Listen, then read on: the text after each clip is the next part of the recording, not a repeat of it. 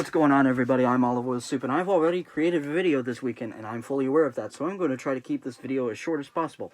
That, and I was in a giving mood because it's the Christmas season, or whatever holiday you celebrate around this time, such as football season. You sports lovers, you're lying to yourself if you love sports. But also, I'd like to keep this I'd like to make this the beginning of a series I like to call mini reviews, where I keep something short and concise, straight to the point, less like my video essays where I review something more like scripted and I actually take notes on something. While my videos are not scripted, I do take notes normally when I review something, but this is not something that I take notes on. If I've read it enough times, I will review it based off my memory. So here we go. So the Calvin and Hobbes follows the story of a young boy, 6 or 7 years old, and his imaginary friend Hobbes. And through some of the collections, they have like some big adventures somewhere in the middle. Like there's one where he builds an evil snowman and it comes to life and tries to kill them. There's one where they literally just go to Mars. And then there's one where Calvin clones himself so that he doesn't have to do his chores. Whatever it is, it's probably been done by Calvin and Hobbes. And but at the same time, Calvin and Hobbes does something different. And it is really cute. It's wholesome. It gives you something to think about in the end, and it's funny. And that's pretty much it. So let's get on the subject of it gives you something to think about.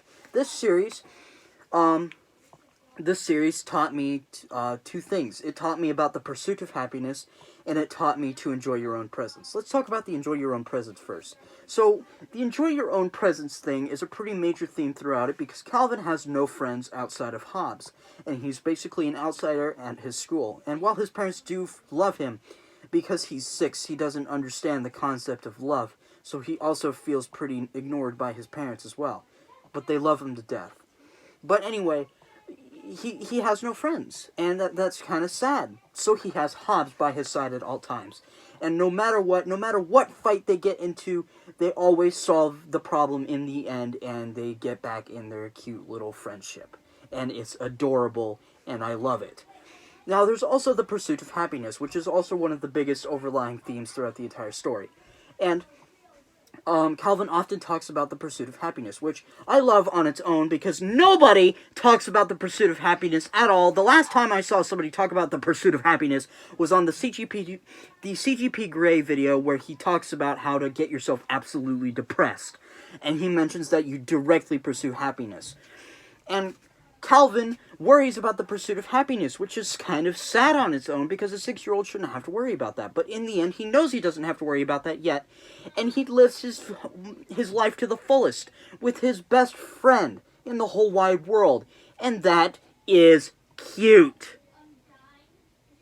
I love this series to death, and I will give it the highest praise always. Now, is it perfect? No. And the only reason I'm saying that to you is because I have to take other people's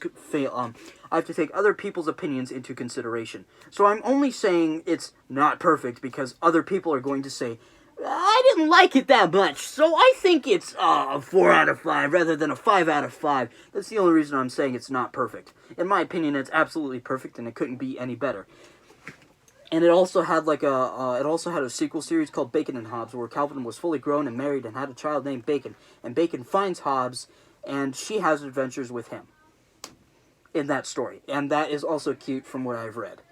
And I followed this series, and I grew up with it too, so it does have a pretty major nostalgia effect for me.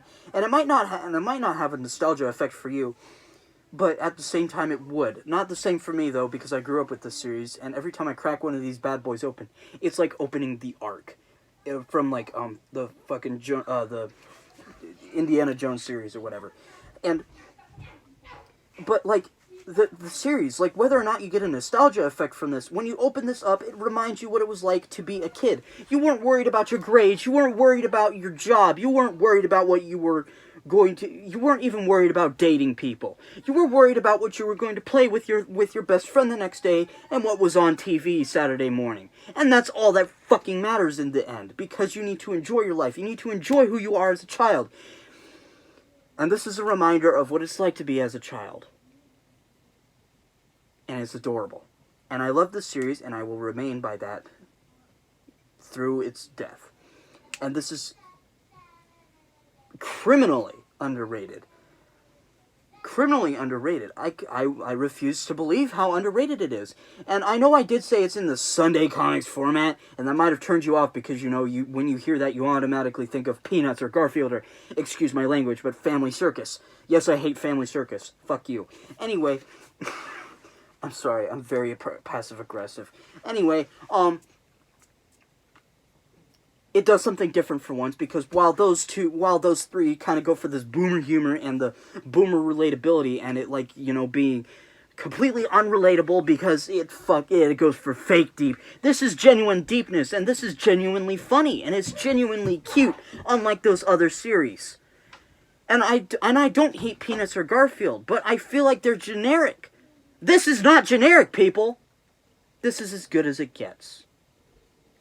Which is why I give it a 5 out of 5, and I say if you can find it anywhere, read it.